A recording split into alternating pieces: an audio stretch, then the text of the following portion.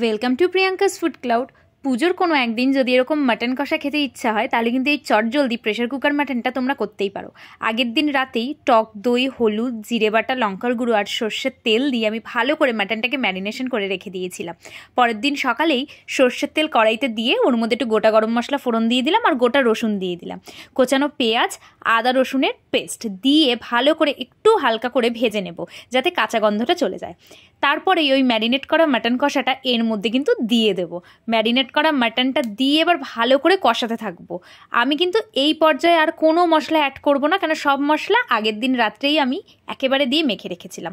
আলু ভাজার জন্য আলাদা করে কোনো সময় নষ্ট করতেই হবে না, আলুগুলোকে একেবারেই দিয়ে দাও, তারপরে টমেটো দিয়ে দাও।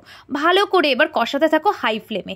50 to 60% যখন দেখবে এরকম হাই ফ্লেমে ধীরে ধীরে কষে যাবে, যতটা তোমরা গ্রেভি রাখতে চাও ঠিক এই পর্যায়ে একটু গরম জল মিক্সড করে নাও, ঠিক যতটা তোমরা গ্রেভি রাখবে সেই অনুযায়ী। ভালো করে দেখবে অলমোস্ট প্রায় অর্ধেক অর্ধেক কষে গিয়ে সিদ্ধ হয়ে এসেছে। এইবারে বাকি কাজ প্রেশার কুকার করেই দেবে তোমার। কাঁচা লঙ্কা দিয়ে প্রেশার কুকারে মাটনটা বসিয়ে তুমি স্নানে চলে যাও, আর স্নান করে এসে দেখবে প্রেশার কুকার বাকি কাজ করেই দিয়েছে।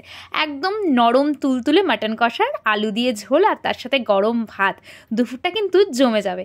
তোমরাও অবশ্যই ট্রাই করো আর কমেন্টে জানিও যে কেমন লাগলো এই প্রেশার কুকার মাটন। আর লবণের পরিমাণ আমি কিন্তু বলতেই ভুলে গেছি, ওটা তোমরা তোমাদের স্বাদ মতন অ্যাড করে নিও।